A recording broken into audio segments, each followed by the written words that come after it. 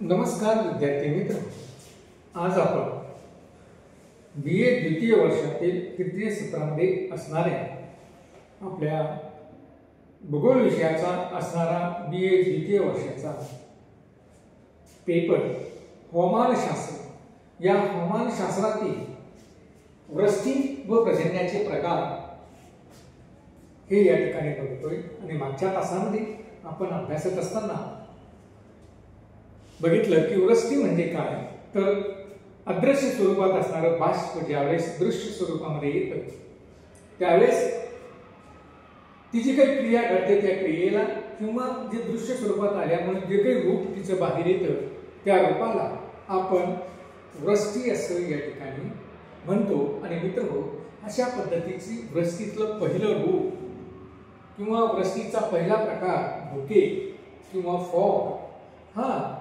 आपण मागील तासामध्ये या ठिकाणी अभ्यासलेला आहे। आज आपल्याला वृष्टीचं दुसरं रूप या ठिकाणी अभ्यासायचं आहे। वृष्टीचं दुसरं रूप अभ्यासत असताना या ठिकाणी वृष्टीचं दुसरं रूप नाही तर या धुक्याचे विविध प्रकार या ठिकाणी आपल्याला अभ्यासायचे आहेत। धुक्याचा विविध प्रकारामध्ये पहिला जे काही धुक्याचा प्रकार आहे तो आहे भूपृष्ठीय धुके।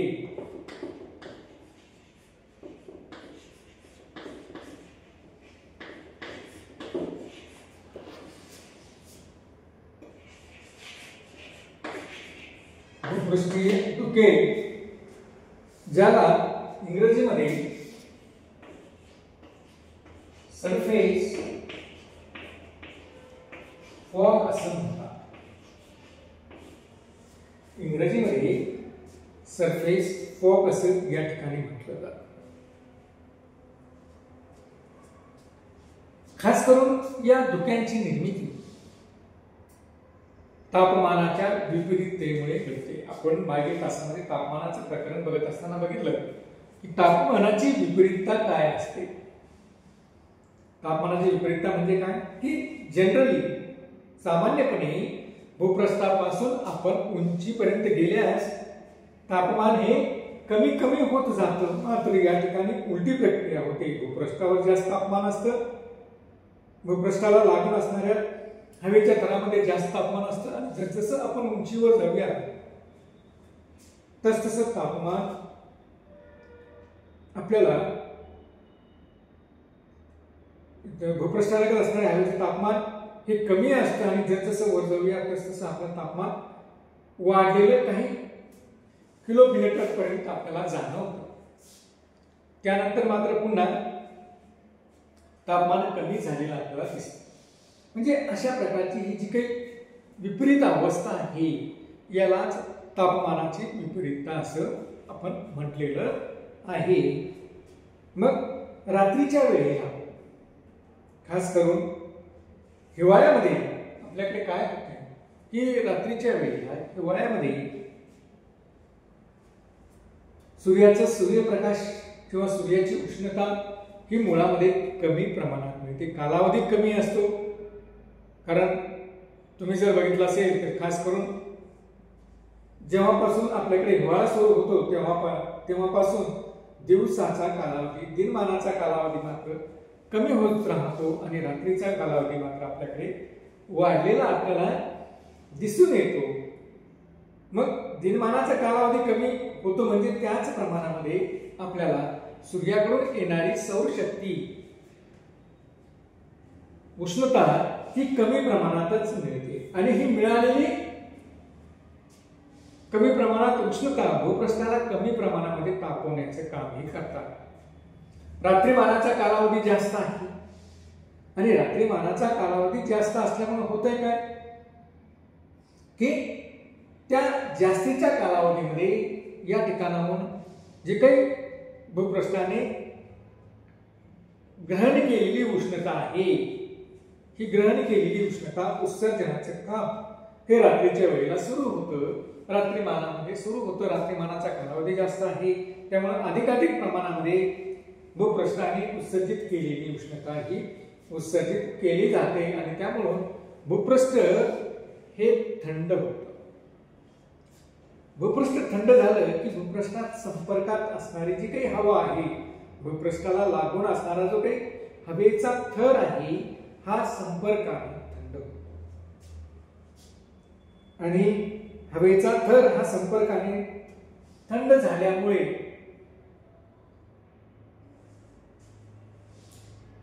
त्या ठिकाणच्या असणाऱ्या हवेचे तापमान हे दवबिंदूच्या पातळीवर येतं आणि दवबिंदूच्या पातळीवर आलं की त्या ठिकाणी सांद्रीभवनाची क्रिया ही होते. कारण दवबिंदूच्या पातळीवर कधी येतं की त्या हवेची सापेक्ष आर्द्रता ही 100% होतं, म्हणजे दवबिंदूवर ते दवबिंदूच्या पातळीवर ते तापमान येतं आणि दवबिंदूच्या पातळीवर ते तापमान आलं की सापेक्ष आर्द्रता ही 100% होते आणि सापेक्ष आर्द्रता ही 100% झाली की त्या ठिकाणी सांद्रीभवनाची प्रक्रिया होते आणि सांद्रीभवन झालं म्हणजे ज्या भूपृष्ठालगत असणाऱ्या वातावरणाच्या किंवा हवेच्या थरामध्ये जे काही बाष्प आहे ते जलकणांच्या स्वरूपामध्ये ते त्या हवेमध्ये एकतर धुलीकणाभोवती किंवा कार्बन कणाभोवती जमा होतं आणि ते हवेमध्ये तरंगू लागतं. अशा प्रकारे भूपृष्ठाच्या संपर्कामुळे,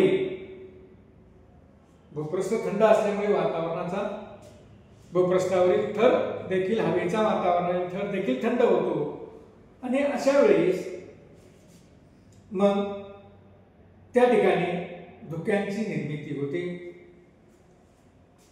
की जे जलकण आहेत ते जलकण हवेमध्येच तरंगत असतात आणि मग हवेमध्ये तरंगल्यामुळे आपल्याकडे खास करून हिवाळ्यामध्ये अशी परिस्थिती आपल्याला दिसून येते की भूपृष्ठाला लागून असणाऱ्या हवेच्या थरामध्ये अशा प्रकारची धुक्याची निर्मिती झालेली आपल्याला दिसते. त्या मात्र त्यापेक्षा उंचावरील जो वातावरणातील थर आहे तो मात्र त्या मानाने उष्ण असतो, मात्र त्या ठिकाणी धुक्याची निर्मिती झालेली आपल्याला दिसत नाही.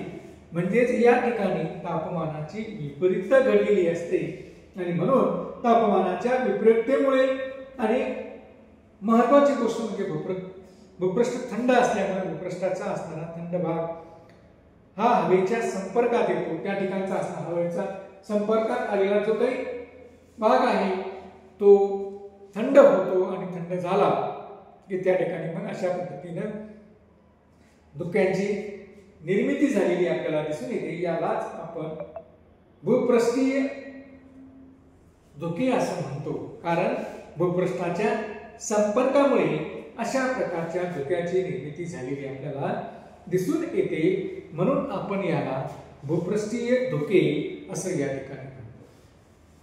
मित्रहो, अशा प्रकारचे धुकं हे भूपृष्ठाने उत्सर्जित केलेल्या उष्णतेमुळे निर्माण होतं, म्हणून याला आपण उत्सर्जित धुके असे देखील म्हणतो. किंवा आपण पाहतोय की भूपृष्ठाने इतकी उष्णता उत्सर्जित केली की भूपृष्ठ आता पूर्णतः थंड झालं आणि त्याच्या संपर्कातील हवा देखील, भूपृष्ठावरील त्याच्या संपर्कात आलेली हवा देखील ही थंड झालेली आहे. मात्र त्यापेक्षा वरच्या वातावरणात उष्णता आहे, म्हणजे या ठिकाणी वातावरणाची विपरीतता आहे आणि वातावरणाची विपरीतता असल्यामुळे अशा प्रकारची धुक्यांची निर्मिती होते. म्हणून याला आपण भूयुत्क्रम धुक असं देखील म्हणतो. भूयुत्क्रम धुक असं देखील आपण यास म्हणतो. या धुक्यांची निर्मिती खास करून हिवाळ्यामध्ये जास्त होते. या धुक्यांची निर्मिती हिवाळ्यामध्ये जास्त होते. या प्रकारची धुके, या प्रकारचे जे काही धुकं आहे हे दाट धुकं खास करून आपल्याला सूर्योदयापूर्वी दिसून येते. दाट धुके सूर्योदयापूर्वी आपल्याला अशा प्रकारचे दाट धुकं हिवाळ्यामध्ये दिसून येतं. इंग्लंडमध्ये अशा प्रकारचे धुके आणि त्यामध्ये जर धूर मिसळला तर त्यापासून धुरकं निर्माण झालेलं आपल्याला दिसून येतं. खास करून आपल्याकडे देखील अलीकडील काळामध्ये इंग्लंडचं उदाहरण नाही तर आता आपल्याकडे दिल्ली सारख्या शहरामध्ये देखील अशा प्रकारचे धुळके निर्माण झालेले आपल्याला दिसतात की ज्यामुळं दृश्यमानता कमी झालेली आपल्याला दिसते. म्हणजे असे धुळके आता आपल्याला दिल्लीमध्ये देखील दिसू लागलेले आहे. त्यानंतर धुक्याचा दुसरा प्रकार आहे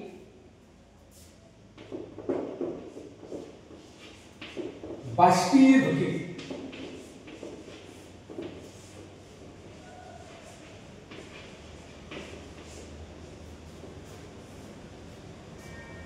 ज्याला आपण स्टीम फॉग असं देखील म्हणतो. स्टीम फॉग असं देखील या धुक्यांना म्हणतो. साधारणतः या धुक्यांची निर्मिती मध्य व शीतकटिबंधीय प्रदेशामध्ये वाफेचे धुके हे मोठ्या प्रमाणात निर्माण होतात. महासागरावर उद्भवलेल्या अशा धुक्यांना महासागराचा धूर किंवा समुद्राचा धूर असं देखील म्हटलं जातं. ध्रुवीय प्रदेशामध्ये जे काही धुकं निर्माण होतं अशा धुकांना आर्टिक धूर, कारण अंटार्क्टिका आणि आर्टिक समुद्र हे दोनच प्रदेश ध्रुवीय प्रदेशामध्ये प्रामुख्याने आपल्याला दिसून येतात. आणि अशा ध्रुवीय प्रदेशामध्ये याला आर्टिक धूर असं देखील या ठिकाणी म्हटलं जातं. खास करून उच्च अक्षवृत्तीय प्रदेशात या धुक्यांना की जिथं साधारणतः उच्च अक्षवृत्ती म्हणजे 60 अक्षवृत्ताच्या पलीकडलं 70 अक्षवृत्ताच्या पलीकडलं जे काही प्रदेश आहे की जो उच्च अक्षवृत्तीय प्रदेश असं समजला जातो, या अक्षवृत्तीय प्रदेशामध्ये या धुक्यांना आईस फॉग असं देखील या ठिकाणी म्हटलं जातं. म्हणजे याचे वेगवेगळे नाव आहे. खास करून हे जे काही धुकं आहे हे धुकं सागरी थंड हवेचे प्रवाह उष्ण प्रवाहावरून वाहत गेल्यास सागरी थंड हवेचा प्रवाह हा जर उष्ण हवेच्या प्रवाहावरून वाहत गेल्यास मोठ्या प्रमाणात वाफेची निर्मिती होते. सागरी थंड हवेचा प्रवाह आहे. हा सागरी थंड हवेचा प्रवाह जर उष्ण प्रवाहावरून वाहत गेल्यास, उष्ण हवेच्या प्रवाहावरून जर वाहत गेल्यास मोठ्या प्रमाणात वाफेची निर्मिती होते. काय होतं की मोठ्या प्रमाणामध्ये अशा पद्धतीनं त्या हवेमध्ये, कारण थंड प्रवाह हा वरच्या भागात असतो आणि उष्ण प्रवाह हा खाली असतो. मग उष्ण प्रवाहाच्या वरून जर थंड प्रवाह जात असेल तर उष्ण प्रवाहातील असणारी उष्णता ही थंड प्रवाहाच्या अनुषंगाने थंड प्रवाह देखील ग्रहण करतो आणि त्यामुळं त्या ठिकाणी किंवा थंड प्रवाहातली असणारी जी काही थंडी आहे किंवा गारवा आहे तो उष्ण असणाऱ्या प्रवाहामध्ये सुद्धा येतो आणि उष्ण असणाऱ्या प्रवाहामध्ये आला की त्या ठिकाणी मग त्या धुक्यांची निर्मिती होते. आणि मग ही जी काही निर्मिती झाली किंवा ही जी काही वाफ निर्माण होते, ही वाफ धुक्यासारखी दिसते म्हणून त्यास वाफेची धुके असं देखील म्हटलं जातं.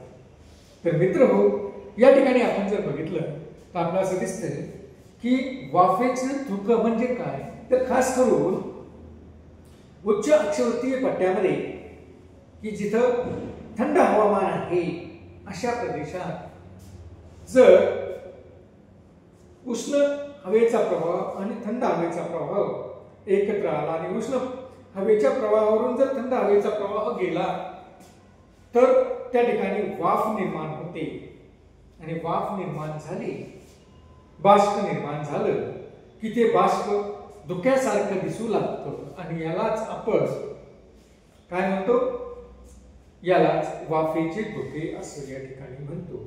आणि अशा प्रकारचे धुके हे खास करून आर्टिक प्रदेशामध्ये देखील होताना आपल्याला दिसतात. त्याही ठिकाणी त्याला आर्टिक धूर असं म्हणतात किंवा समुद्राच्या प्रदेशावर, थंड हवेतील समुद्राच्या प्रदेशावर देखील अशा प्रकारचे धुके निर्माण झालेले आपल्याला दिसतात. त्याला आपण समुद्र धूर असं म्हणतो किंवा मध्य व शीत कटिबंधामध्ये अशा पद्धतीने जर थंड प्रवाह आणि उष्ण प्रवाह एकत्र आला तर मोठ्या प्रमाणात धुरांची निर्मिती झालेली आपल्याला दिसते. आर्टिक प्रदेशामध्ये बर्फाच्या असणाऱ्या त्या प्रदेशामध्ये देखील त्याला आर्टिक धूर असं या ठिकाणी म्हटलेलं आहे. तर अशा पद्धतीनं हे बाष्पीय धुकं हा देखील एक दुसरा प्रकार धुक्यांचा या ठिकाणी दिसून येतो. धन्यवाद.